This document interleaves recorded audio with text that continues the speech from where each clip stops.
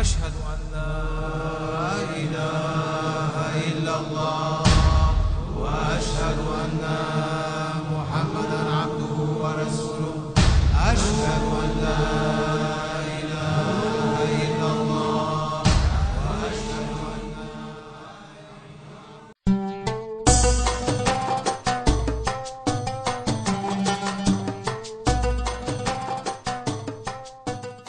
Syekh Kuro menurut naskah Purwaka Caruban Nagari. Syekh Kuro adalah seorang ulama dari Champa, Vietnam saat ini yang kita kenal. Beliau adalah putra ulama besar perguruan Islam dari negeri Champa yang bernama Syekh Yusuf Siddiq. Beliau masih ada garis keturunan dari Syekh Jumadil Kubro dan kakeknya Syekh Jalaluddin, seorang ulama dari Mekah, dari garis nasab ibunya yang bernama Diah Kirana. Beliau juga mempunyai nama lain, yaitu Syekh Qurratul Ain, Syekh Hasanuddin, dan Syekh Mursahadatillah. Beliau menikah dengan Ratna Sondari, putri dari Ki Gedeng Karawang, dan dikaruniai putra bernama Syekh Ahmad. Jika ditarik dan dilihat dari silsilah keturunan, Syekh Hasanuddin atau Syekh Kuro masih keturunan dari Sayyidina Husain bin Sayyidina Ali Karamallahu wajhah dan Sayyidina Fatimah Az-Zahra, putri Nabi Muhammad SAW. Sebelum berlabuh di Pelabuhan Karawang, Syekh Kuro datang di Pelabuhan Muara Jati, daerah Cirebon pada tahun 1338 Saka atau tahun 1416 Masehi. Sementara Syekh Nurjati mendarat di Cirebon pada tahun 1342 Saka atau tahun 1420 Masehi, atau 4 tahun setelah pendaratan Syekh Hasanuddin atau Syekh Kuro di Cirebon.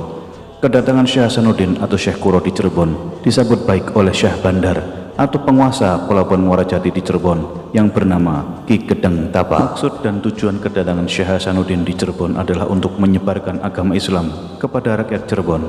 Syekh Hasanuddin ketika di Cirebon namanya disebut dengan sebutan Syekh Mursahadatillah oleh Ki Gedeng Tapa dan para santrinya atau rakyat Cirebon. Setelah sekian lama di Cirebon, akhirnya misi Syekh Hasanuddin untuk menyebarkan agama Islam di Pelabuhan Cirebon rupanya diketahui oleh Raja Pajajaran yang bernama Prabu Anggalarang. Kemudian Prabu Anggalarang mengutus utusannya untuk mengetahui misi penyebaran agama Islam yang dibawa oleh Syekh Hasanuddin.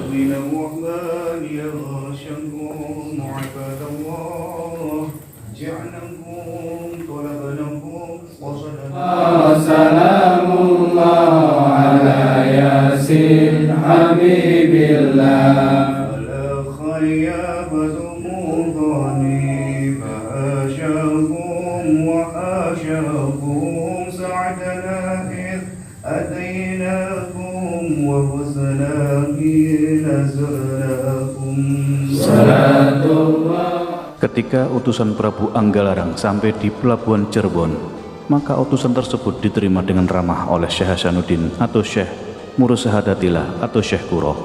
Syekh Hasanuddin atau Syekh Mursahadatillah seraya berkata kepada utusan Raja Pajajaran Prabu Anggalarang, kelak dari keturunan Raja Pajajaran akan ada yang menjadi waliullah, meneruskan perjuangan penyebaran ajaran agama Islam.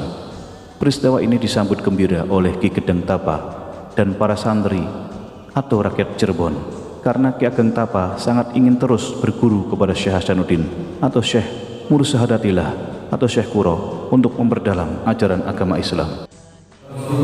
Asyhadu an la ilaha illallah wa asyhadu anna Muhammadan abduhu wa rasuluh. Bismillahirrahmanirrahim. Asyhadu an la ilaha illallah wa asyhadu anna Muhammadan abduhu wa rasuluh. Asyhadu an la ilaha illallah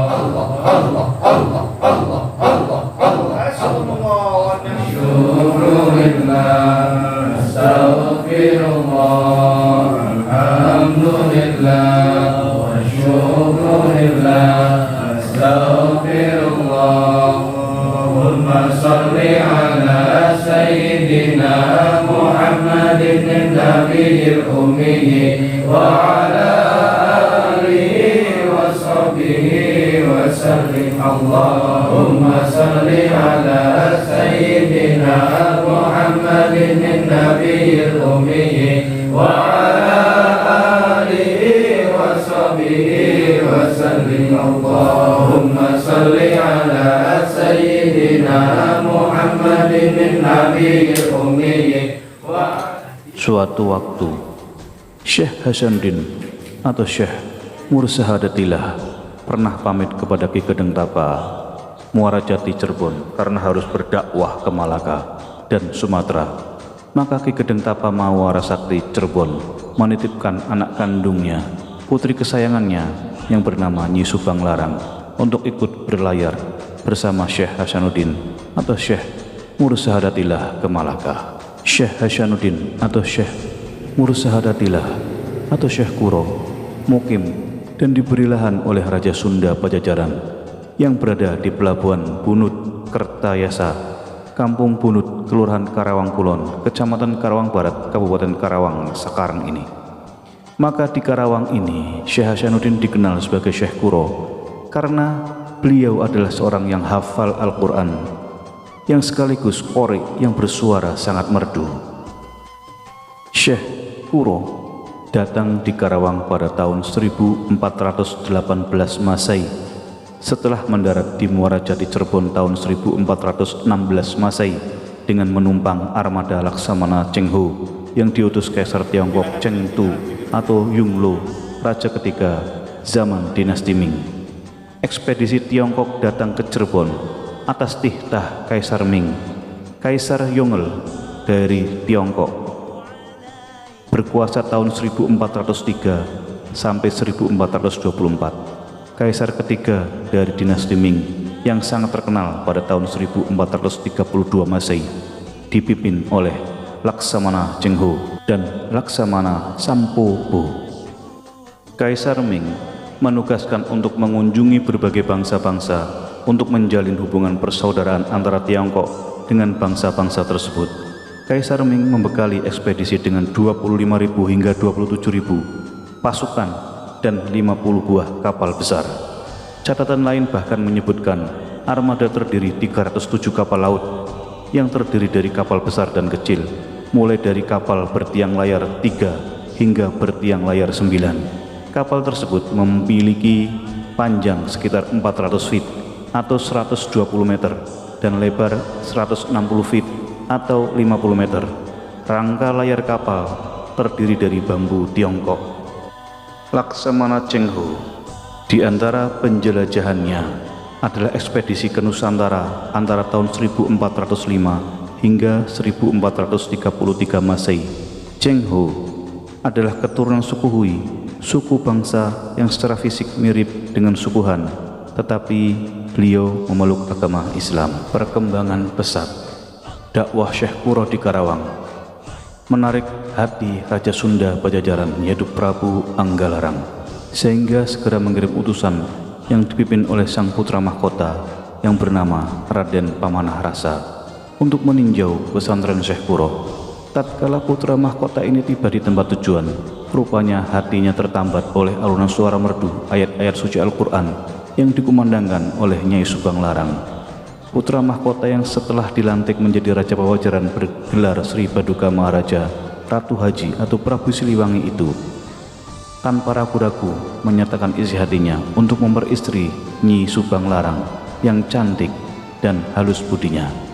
Lamaran tersebut rupanya diterima oleh Nyai Subang Larang dengan syarat mas kawinnya haruslah berupa bintang Sakajeti atau bintang Saketi jejer 100, yaitu simbol dari tasbih yang berada di negeri Mekah. Setelah syarat dipenuhi, akhirnya pernikahan Raden Pamanah Rasa dengan Nyai Subang Larang di pesantren Kuro atau saat ini menjadi Masjid Agung Karawang, di mana Syekh Kuro sendiri bertindak sebagai penghulunya. Pernikahan Raden Pamanah Rasa dan Nyai Subang Larang dikaruniai 3 orang putra bernama Raden Walang Sungsang atau Pangeran Cakrabuana atau Cakrang Ningrat, yang lahir pada tahun 1345 Saka atau 1423 Masehi. Yang kedua, Nyimas Rara Santang atau Syarifah Mudaim yang lahir pada tahun 1348 Saka atau 1426 Masehi. Yang ketiga, Raja Sangara atau Raden Kian Santang yang lahir pada tahun 1350 Saka atau tahun 1428 Masehi. Nyimas Rara Santang setelah menikah dengan Maulana Sultan Mahmud atau Syarif Abdullah, namanya diganti menjadi Syarifah Mudaim. Hasil pernikahan antara Nyimas Rara Santang dengan Maulana Sultan Mahmud atau Syarif Abdullah dikarunia dua orang anak, yakni Syarif Hidayatullah kelak menjadi Sunan Gunung Jati, lahir di Mesir tahun 1372 Saka atau 1450 Masehi. Yang kedua adalah Syarif Nurullah, lahir di Mesir pada tahun 1375 Saka atau tahun 1453 Masehi. Demikianlah kisah Syekh Kuro dengan hubungannya penyebaran agama Islam di tanah Jawa.